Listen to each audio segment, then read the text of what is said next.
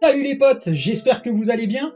Moi ça va nickel car à l'heure où je vous parle, nous avons atteint les 102 abonnés. Merci à vous tous qui me motivez à continuer et à faire toujours mieux. Je ne pensais pas les atteindre aussi vite vu que je suis full débutant, que j'écris, filme et monte tout seul mes vidéos alors que j'y connais pas grand chose en montage mais je pense que ça se voit. Je tente beaucoup de choses en termes de format pour vous transmettre au mieux ma passion, que ce soit en comics, jeux vidéo et cinéma. Et cette chaîne est un gros pari pour moi, surtout en ce moment. Ce n'est pas parfait, loin de là, mais je compte bien m'améliorer et je travaille très dur pour ça. Alors merci à vous d'être là sur YouTube, sur Twitter, Facebook et Insta. On est assez peu nombreux sur les réseaux sociaux, mais je compte sur vous pour faire changer ça. Bref, ça fait vraiment chaud au cœur, mais je compte pas m'arrêter là. Pour fêter ça, j'ai décidé d'organiser un concours qui va permettre à 10 d'entre vous de gagner un des 10 tomes de la collection Panini Carrefour. C'est assez simple. Le premier gagnera un tome au choix parmi les tomes, le deuxième un tome au choix parmi les 9 restants, et le troisième un tome parmi les 8 restants, etc. Ce concours est réservé aux abonnés à ma chaîne, bien évidemment, ainsi qu'aux résidents en France métropolitaine, et j'ai décidé de rendre ça un petit peu ludique. Ça va se faire sous forme de jeu de piste, donc restez alerte sur tous les réseaux. Alors la première chose à faire déjà, c'est liker et commenter cette vidéo. Je vous donnerai la suite des événements en commentaire. Passons donc maintenant à la présentation de la collection Panini Carrefour. Nous allons d'abord présenter la collection, ses qualités et ses défauts, et ensuite je vous présenterai chacun des tomes de la collection. Panini vient donc de sortir une collection Marvel Dark au prix de 2,99€ le tome, en partenariat avec Carrefour. Cette collection est orientée vers des récits sombres et adultes et généralement ciblée sur un seul personnage et composée de 10 tomes au format sombre. L'un des avantages de cette collection, c'est bien sûr le prix.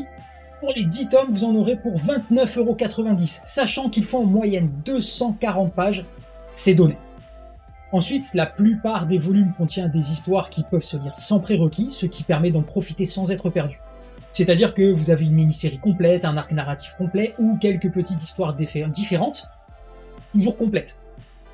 En plus, vous avez au sein de chaque volume une présentation du personnage et de ses origines, ce qui est vraiment sympa pour les débutants.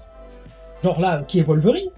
Dans la même veine, il y a un guide de lecture pour aller plus loin sur le personnage. Je vous montre comme ça. En fait, tout est fait pour encourager le nouveau lecteur à poursuivre ses lectures, et ça pour moi, c'est plutôt une bonne chose. Ça en fait donc aussi le cadeau à moindre frais pour motiver ses potes à se mettre aux comics. Le problème, c'est qu'à ce prix-là, on a du souple, et le papier, vraiment pas de bonne qualité. Mais bon, c'est du chipotage. Et ce sont vraiment les seuls défauts que je trouve à cette collection. Alerte concours! Quel est le personnage mis en avant dans le tome 7 de cette édition? Allez, c'est parti pour la présentation des volumes. Alors, pour le volume 1 de cette collection, nous avons donc Black Widow, ce qu'il pense d'elle. Donc un petit ouvrage sympa pour découvrir un peu le personnage. Je vais vous lire rapidement le résumé, je vais faire ça pour chaque volume. Alors, comment libérer une jeune fille prisonnière d'un réseau criminel quand on est à la fois recherché par le gouvernement des États-Unis et poursuivi par des ennemis en quête de vengeance? Heureusement, aucune mission n'est trop périlleuse pour Black Widow. La route de Natasha Romanoff croisera celle de Daredevil, du Punisher et de Yelena Belova, l'autre espionne qui porte le titre de Black Widow. Plutôt intéressant. Alors pour vous dire, ce volume-là, sur le gros, le gros du volume, donc ce qu'il pense d'elle, hop, j'ai perdu tous mes marque-pages, donc voilà, je suis obligé d'y aller comme ça, on va essayer de faire au mieux. Voilà. Donc, ce qu'ils disent d'elle, c'est scénarisé par Richard K. Morgan, que je ne connais pas. Au dessin, on a Sean Phillips et Bill Sienkiewicz. Ça, c'est plutôt pas mal. Donc, je vais vous montrer un petit peu les dessins. Voilà. Donc, voilà ce qu'on a là. Ça continue comme ça. Hop. Hop, hop, hop. Voilà. C'est plutôt sympa, moi j'aime beaucoup, j'ai trouvé ce récit pas mal. C'est scénarisé donc par Richard K. Morgan, comme je vous l'ai dit, et ça contient donc les épisodes de Black Widow, The Things They Say About Her, paru en 2005, les numéros 1 à 6. Voilà pour le premier volume. Donc déjà, celui-là, il est bien sympa si on veut s'intéresser à Black Widow, et bien sûr, hein, à fond dans l'actualité, avec le film qui arrive incessamment sous peu. Le deuxième volume, c'est Daredevil, Unusual Suspects. Alors, de quoi ça parle celui-là? Donc, suite à un accident, Matt Murdock a perdu la vue, mais a acquis des pouvoirs surhumains. Aujourd'hui, il défend la justice, aussi bien en tant qu'avocat que sous le costume de Daredevil. Lorsqu'il se rend dans la petite ville de Redemption Valley, en Alabama, pour mener une enquête, il est confronté aux recoins les plus sombres de l'âme humaine. L'homme sans peur s'allie ensuite à Spider-Man pour combattre un terrible gang de super vilains. Donc c'est scénarisé par David Hein et les dessins sont faits par Michael Gaydos. Ça reprend donc Daredevil Redemption de 2005, les volumes 1 à 6 parus d'avril à août 2005. C'est aussi plutôt sympa, c'est un récit que j'avais déjà lu. Donc je vous montre aussi à quoi peuvent ressembler les dessins, on va essayer de trouver un truc un peu sympa. C'est pas trop basé sur l'action, hein. C'est vraiment une enquête type presque polar, hein, de Daredevil, mais c'est vraiment sympa. Oh, bon, allez, pour vous montrer vite fait, voilà, au niveau des dessins, hop, voilà. Hop, on continue, clac. Et voilà. Hop. Donc vraiment sympa, et comme d'habitude, ça peut se lire en stand-alone, sans problème, aucun prérequis. On passe au volume 3, donc le volume 3, c'est Deadpool, le retour du Deadpool vivant. Moi, Deadpool, c'est pas mon personnage préféré du tout en comics, hein. J'ai bien aimé le film, mais en comics, j'ai vraiment du mal, hein. Ça passe généralement pas trop. Voilà. De quoi ça parle? Eh bien, Deadpool a tellement mangé qu'il est tombé dans le coma. Du Deadpool, quoi. Et à son réveil, les morts-vivants ont envahi le monde. Accompagné de quelques rescapés, Wade Wilson est-il le dernier espoir de l'humanité, ou bien une preuve de plus que la fin du monde est vraiment là? Alors, qu'est-ce que ça contient? Ça contient... Hop. Donc, La Nuit des Morts-Vivants, La Night of the Living Deadpool, de 2014, de 1 à 4, paru entre mars et mai 2014. Au scénario, nous avons Cullen Bunn, et au dessin, nous avons Ramon Rosanas. Donc ça fera toujours, je pense, plaisir aux fans de Deadpool, hein. Et ce qui est plutôt agréable, esthétiquement, c'est que, en fait, vous voyez, regardez, ça se présente comme ça. Donc, ambiance La Nuit des Morts Vivants, l'original de Romero, avec juste Deadpool qui est en couleur, et le reste en noir et blanc. Donc ça donne une assez jolie présentation. Esthétiquement, c'est plutôt pas mal. Voilà. Donc, même si je suis pas fan, par curiosité, celui-là, je compte bien le lire. On passe au volume 4, et c'est donc Doctor Strange Récidive. De quoi ça parle celui-là? Quel est ce mystérieux voyageur aux allures de sorcier? D'où vient-il et quel but poursuit-il? Découvrez le Doctor Strange à travers un récit des origines comme vous n'en avez jamais lu. Retrouvez-le ensuite dans un affrontement sans pitié contre Mr. Misery, l'un des plus puissants adversaires. Pour le vaincre, le sorcier suprême aura besoin de l'aide de tous ses alliés. Alors, qu'est-ce que ça contient? Donc, ça contient le début et la fin, Strange de 2004, 1 à 6 paru entre novembre 2004 et juillet 2005. C'est scénarisé par Joseph Michael Straczynski et Sarah Barnes, et au dessin nous avons Brandon Peterson. Un excellent volume, hein, c'est du Straczynski, vous savez l'amour que je porte à Straczynski, pour moi c'est un des meilleurs auteurs actuellement en activité, et ça date pas d'hier. En plus c'est franchement, c'est vraiment joli. Vous voyez, vous avez des trucs comme ça, voilà, franchement, c'est pas mal du tout. Donc on a une espèce d'origin story, hein, qui a été réimaginée par Strange. Par Straczynski, pardon, et du coup, bah voilà, c'est vraiment plutôt sympa, quoi. Voilà.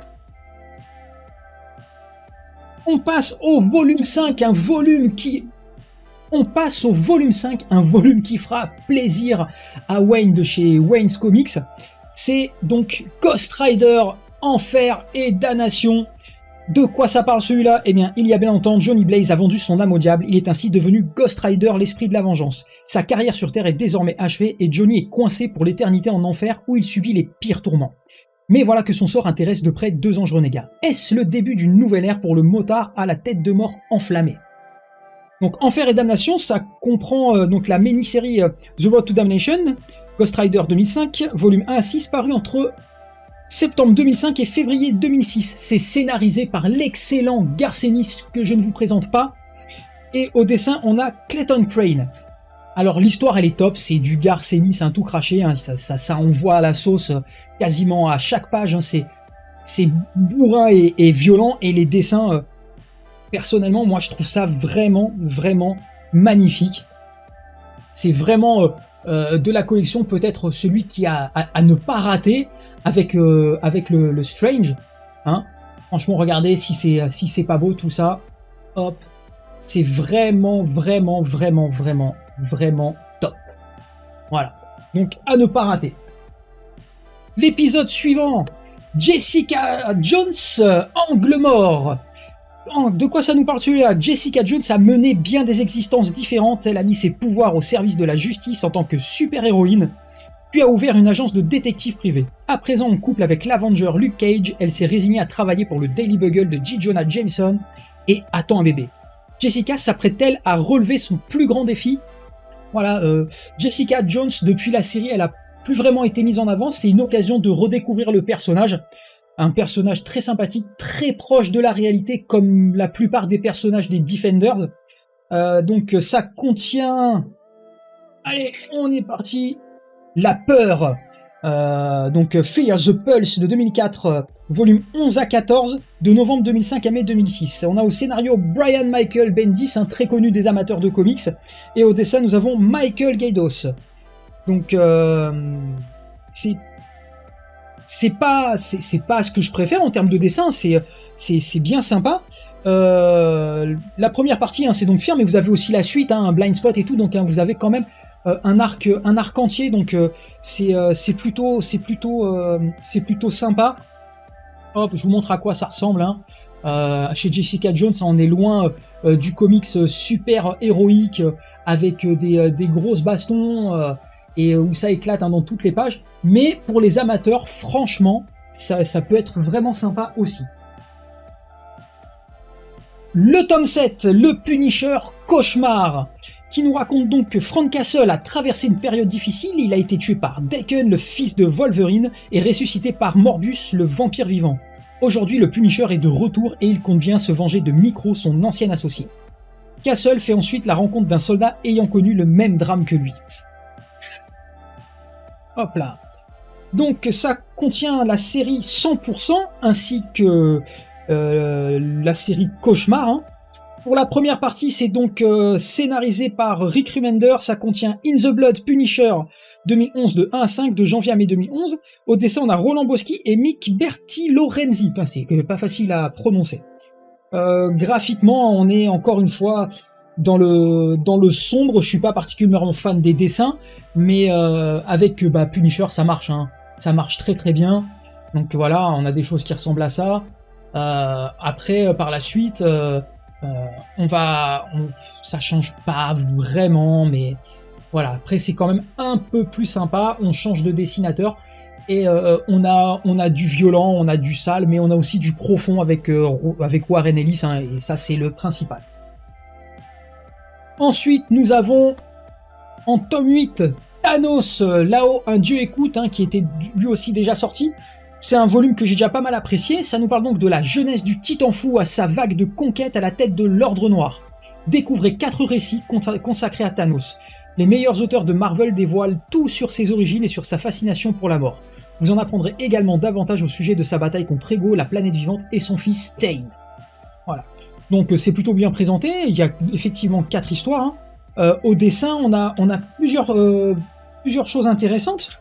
Puisqu'on a du Simone Bianchi, qu'est-ce qu'on a d'autre aussi? On a aussi une partie, c'est Rodney et Jim Starlin, hein, donc des légendes du comics. Donc la partie hein, avec Simone Bianchi, pour ceux qui sont amateurs, voilà, c'est vraiment, regardez, putain, c'est magnifique, hein, magnifique. À la suite, hein, les autres dessinateurs, bon, bah ils s'en sortent pas mal non plus. Hein, c'est pas du même niveau. Mais on est sur des trucs qui restent très sympas. Donc pour les amateurs du Titan Fou, hein, n'hésitez pas, à 2,99€ comme tous les autres volumes de la série. Il y a vraiment de quoi vous régaler. Au tome numéro 9, nous avons un chouchou des lecteurs de comics qui n'est pas le mien, c'est bien sûr Venom avec Chair de Poule. Voilà, donc l'horreur venue de l'espace en pleine Arctique, une inquiétante créature vient de s'infiltrer dans une base scientifique. Un homme mystérieux habillé en agent fédéral est sur sa piste, mais les membres de l'expédition pourraient bien tous mourir avant que le chasseur n'ait rattrapé sa proie. Entre The Thing de John Carpenter et les aventures de super-héros, retrouvez Venom dans une saga complète à couper le souffle. Voilà, très intéressant, encore une fois, une saga complète. Donc ça contient pour son début Chair de Poule, scénarisé par Daniel Way et avec au dessin Francisco Herrera. Ensuite on aura La Traque, toujours scénarisé par Daniel Way, mais cette fois-ci dessiné par Paco Medina. Voilà, je vous montre, effectivement, très ambiance The Thing, hein. C'est vraiment sympa, un peu parano, tout ça. J'aime pas trop, hein, moi, ça me fait penser un petit peu à du Humberto Ramos vite fait, et c'est pas ma passion, mais je sais que il a ses amateurs, hein. Donc voilà, hein, pareil, hein, si on aime bien Thanos et qu'on veut une histoire complète, ben on a ce qu'il faut sous la main.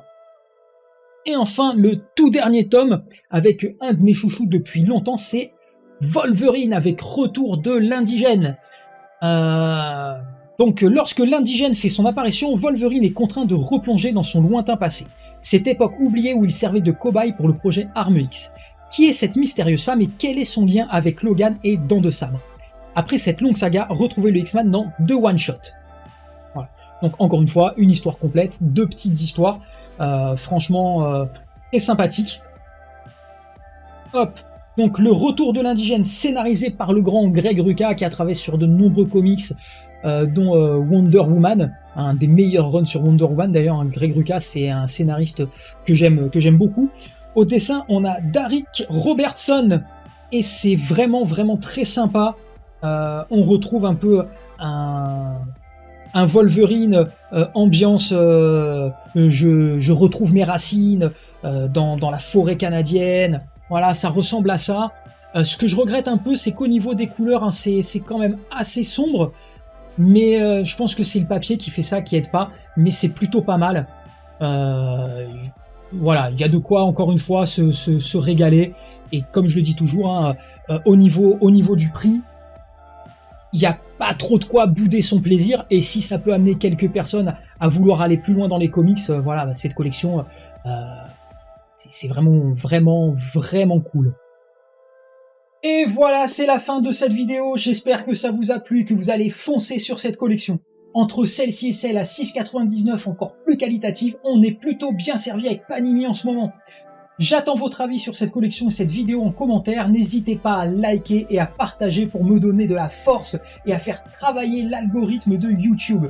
En attendant la prochaine vidéo vendredi, si Dieu le veut, je vous dis à bientôt et lisez des comics, des BD, des livres, matez des films, jouez à des jeux vidéo, bref, profitez un max de vos loisirs préférés. Allez, ciao les potes!